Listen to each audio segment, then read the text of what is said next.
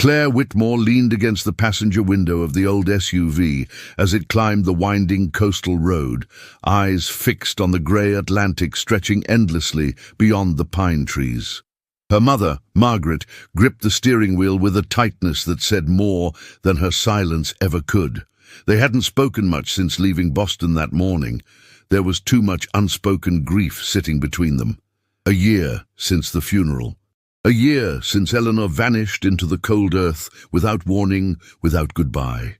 "I still don't understand why she left the house to you," Margaret said suddenly, her voice brittle with age and restraint. "It should have stayed in the family." Claire didn't answer.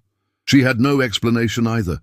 Her Aunt Eleanor had been distant, eccentric, a woman who spoke in riddles, who sent postcards from her own hometown like she was always just passing through. And now she was gone, and the house, Stonehouse Inn, once a boarding house, then a family retreat, was Claire's. A crumbling inheritance sitting on the edge of a foggy harbour town called Elmbrook, Maine, a place Claire hadn't seen since she was a child. She'd come back to sort it all out, the legal matters, the paperwork, the quiet ghosts. "Here we are," Margaret said as the SUV turned down a gravel road, lined with wild lavender and fallen leaves. At the end of the path stood the house, its stone walls worn by sea air, tall windows darkened, the wood porch cracked and laced with ivy. It was exactly as Claire remembered, and nothing like it. They stepped out into the cool air. The scent of salt and moss hung thick around them. As Claire reached the front steps, the key trembling in her hand, she noticed a figure watching from across the road. An older woman with silver braids tucked into a headscarf. Her eyes were sharp, penetrating. "She's still here," Margaret muttered. Grace Holloway. That woman always knew too much. Claire ignored the comment and pushed the door open. Inside, the air was stale, dust thick over every surface. But it was more than that. There was a weight in the house, a silence that felt listening. In the center of the entry hall stood an old writing desk. On it, a sealed envelope with her name. "Claire, if you're reading this, it means I'm no longer able to explain in person.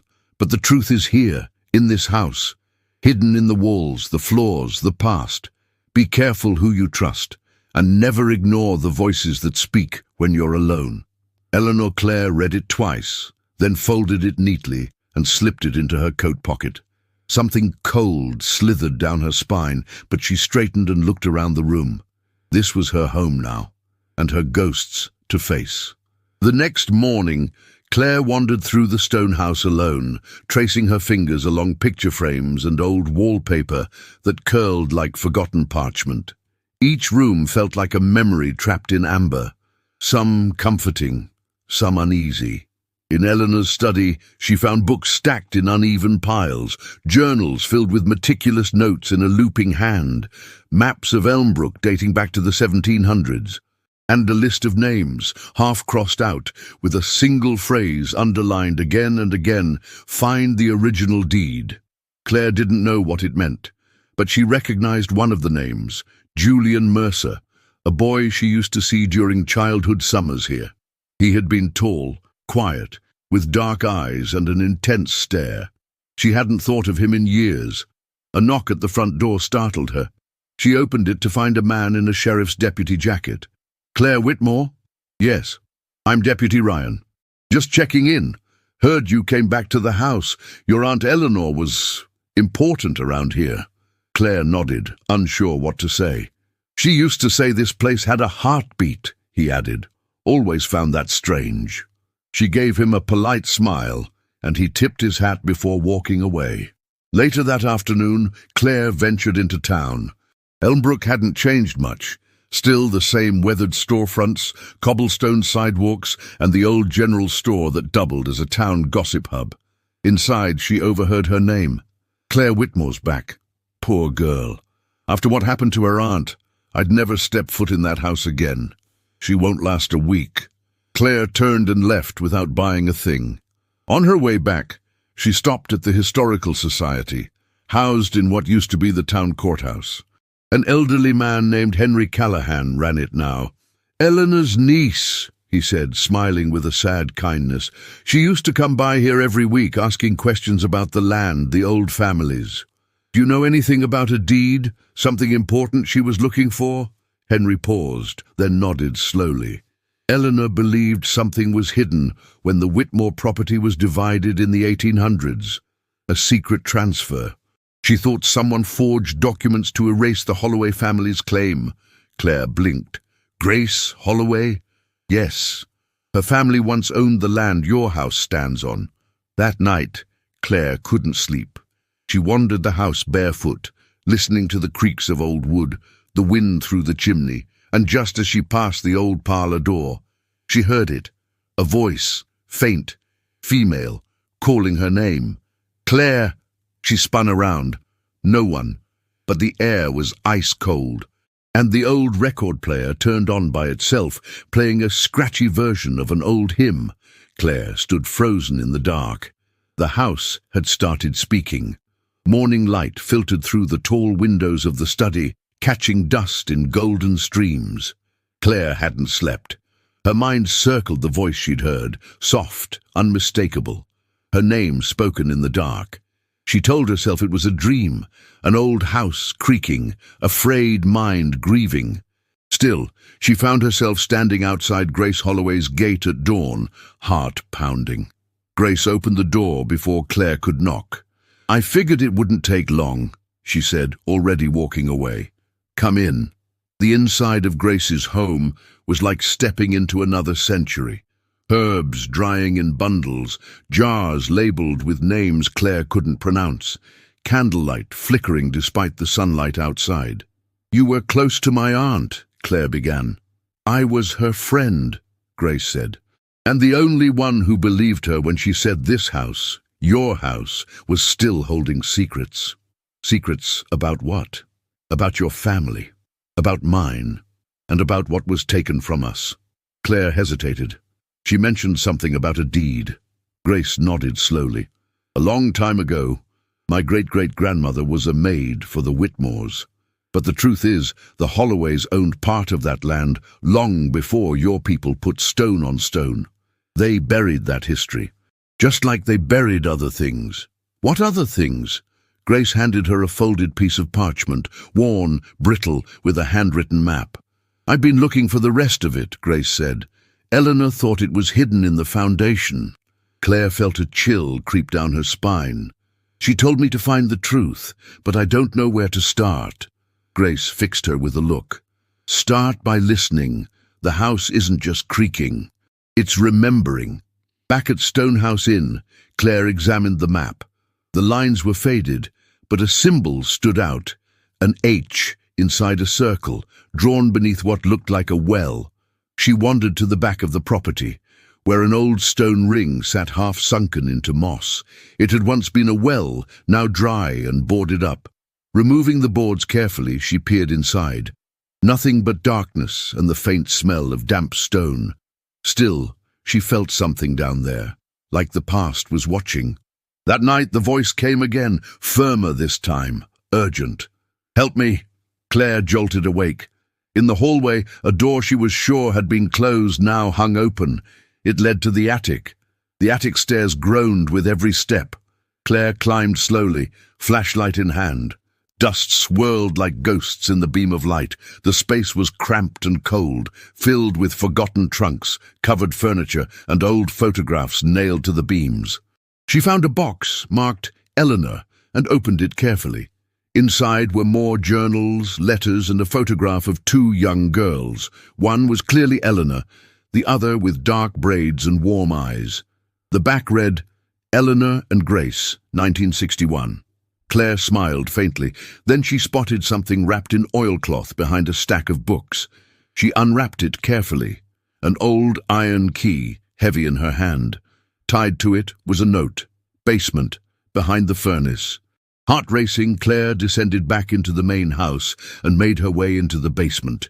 The air grew colder with each step. Dust lay thick on the shelves. Behind the old furnace, she found a section of wall that looked newer than the rest. Cinder block instead of stone. Using a small hammer from the tool shelf, she chipped away at the mortar. After nearly half an hour, a cavity opened. Inside, a small wooden box. She opened it slowly. Inside were old deeds, yellowed documents, and a worn locket. Inside the locket, a photograph of a black woman in a servant's uniform, her name etched faintly behind it. Agnes Holloway, 1843. Claire gasped. It was proof. The Holloways hadn't just worked this land, they'd owned it. Suddenly the furnace behind her kicked on with a deafening roar, and Claire dropped the locket, heart leaping. The basement filled with heat, and the air seemed to pulse around her. She grabbed the documents, shoved them into her coat pocket, and ran upstairs. Outside, the wind had picked up again. The trees groaned, and the shutters banged against the siding. She called Grace. "I found it," she said breathlessly. "I found her." Grace didn't ask how, just said, "Then it's time to finish what your aunt started." Claire sat at the long kitchen table, the deeds and old photographs spread out before her. Morning sunlight cut across the room in sharp lines, but she barely noticed. She reread the papers, signatures, dates, transfers, carefully erased histories. "Stone House Inn," she whispered. "It was never just a Whitmore property." Grace arrived an hour later, moving with quiet urgency. Claire showed her the documents. Grace ran her fingers across the faded ink like one might touch a scar. "This is it," Grace said. "Proof my ancestors were erased." "Their land stolen," Claire swallowed hard. "What do we do?" Grace fixed her with that same steady gaze. "You bring it to the Historical Society. You set the record straight." "And the town?" "Let them talk," Grace said simply. "Truth doesn't need permission." Claire nodded. She wasn't sure where the courage came from, but it was there now, rising up like a tide. Together, they made their way into Elmbrook. The town square buzzed with Saturday traffic. Tourists browsing antiques, locals trading gossip under the old elm tree. Claire felt every eye turn as she walked into the Historical Society building, the heavy box of evidence cradled in her arms. Henry Callahan looked up from his desk, surprised. "I need to amend the town records," Claire said, voice firm. "I have proof of a false land transfer involving the Holloway family." Henry adjusted his glasses, skeptical. "Let's see it." One by one she laid out the papers. The room grew still. Grace stood silently behind her, a steady presence. After a long moment, Henry exhaled heavily. "Lord, Eleanor was right," he muttered. "We should have listened." He called in the town clerk, the local newspaper editor, and the head of the historical board. Soon, a small crowd had gathered, murmuring in shock as the documents passed from hand to hand. Henry cleared his throat. "We'll need to open an official inquiry," he said. "But this changes things." Claire glanced back at Grace, who gave her a small, proud nod. As they left the building, Claire felt lighter, as if the house, the town, even the very land, had shifted around her. But the fight wasn't over. That night, as Claire lay in bed, a heavy knock sounded at the front door. When she opened it, she found Julian Mercer standing there, rain dripping from his dark hair. "You need to be careful," he said grimly. "You stirred up things people around here don't want unearthed." "Is that a threat?" Claire asked, heart pounding. He shook his head. "A warning." For the next few days, the town of Elmbrook seemed divided. Some neighbors congratulated Claire in hushed voices, grateful someone had the courage to tell the truth. Others glared openly when she passed, whispering behind their hands. The stone house itself seemed to breathe easier, as if the walls had been waiting for the lies to be peeled away. Still, Claire couldn't shake the feeling of being watched. One night, she returned home from town to find her front gate hanging open. The lights she'd left on inside were off. Her heart raced as she crept up the porch steps. The front door was ajar. Inside, furniture was overturned, drawers yanked open, papers scattered. Someone had been searching. Claire backed away, reaching for her phone, but before she could dial, a rough hand clamped over her mouth, dragging her into the shadows. "You should have stayed away," a voice hissed in her ear. "You should have let the dead stay buried." Struggling, she elbowed the figure hard, breaking free. She bolted into the yard, screaming for help. Headlights cut through the darkness. Deputy Ryan's cruiser. The intruder ran into the woods as Ryan sprinted after him, shouting commands. Shaking, Claire sank onto the porch steps. Moments later, Ryan returned. "Couldn't catch him," he said grimly. "But you're safe now. For tonight, at least." He crouched beside her. "You need to decide, Claire," he said gently. "Are you willing to see this through? Because once you open doors like this, there's no closing them." Claire looked up at the house silhouetted against the stormy sky, the home of her childhood, the house that had whispered her name, the legacy of wrongs crying out for justice. "I'm not leaving," she said. Ryan nodded, grim and respectful. "Then you're gonna need all the friends you can get." Inside, Claire picked up the scattered locket from the floor and held it close. The past wasn't finished with her, but neither was she finished with it. The next morning, Claire sat with Grace on the back porch, a warm mug of coffee cradled between her hands. The storm from the night before had left the yard strewn with leaves and broken branches, but the air felt cleaner somehow, sharper. "They won't stop," Grace said, staring out toward the woods. "You rattled the cage. Now they'll try to scare you into leaving." "I'm not going anywhere," Claire said quietly. Grace smiled faintly, a sadness hidden behind her pride. "Ooh, you're stronger than you think. But strength won't be enough. You need proof that ties it all together, proof that even the town council can't ignore." Claire thought about the documents, the locket. It wasn't enough. Not yet. That afternoon, while clearing the mess inside the house, Claire found another clue tucked inside a hollow floorboard beneath the staircase. A brittle, leather-bound diary. The cover bore the initials A.H., Agnes Holloway. Hands trembling, she opened it. The handwriting was careful, looping, sometimes smudged. Each entry was a window into a life hidden beneath centuries of silence. One passage made her heart stop. "Today, they forced me to sign papers I did not understand. Mr. Whitmore said if I did not, they would take my children away. I signed, though my soul cried out against it." Claire turned the pages faster now. "I buried my locket by the old oak tree, where the stone breaks open the earth. So my children, or their children, might one day know the truth." Claire reread the line, pulse quickening. "The old oak tree, a stone breaking open the earth." At the edge of the stone house property stood a massive ancient oak, the same tree she had played under as a child. She didn't hesitate. Throwing on her boots, she grabbed a shovel and headed for the tree. Hours passed under the punishing sun. Claire dug until her hands blistered, dirt staining her jeans and sweat soaking her shirt. Finally, her shovel struck something hard. She dropped to her knees, clawing at the earth until she uncovered a small metal box, rusted but intact. Inside, wrapped in oilcloth, was another deed, older than the others, dated 1843. The names were clear. Grant of land from Elias Holloway to Agnes Holloway and her heirs. Claire pressed the document to her chest, breathless. This was it. Not just proof of ownership, but proof that the Whitmore's claim to Stonehouse Inn was built on a lie. She was about to stand when she heard it, the crunch of footsteps on dry leaves behind her. She turned and froze. Julian Mercer stood at the tree line, face unreadable. "You really should have left when I warned you," he said. Claire's heart hammered as Julian stepped closer, hands held loose at his sides. Too casual. "What are you doing here?" she demanded, forcing her voice to stay steady. "I could ask you the same," he said. "Digging up old bones, stirring things better left buried." He knelt down beside her without asking and glanced into the box. "That yours now?" he asked, tilting his head. "It's evidence," Claire said sharply. "You can't take it." Julian smiled faintly, but there was no humor in it. "Don't need to take it. Just need to make sure it never sees the inside of a courtroom." Claire tightened her grip on the box.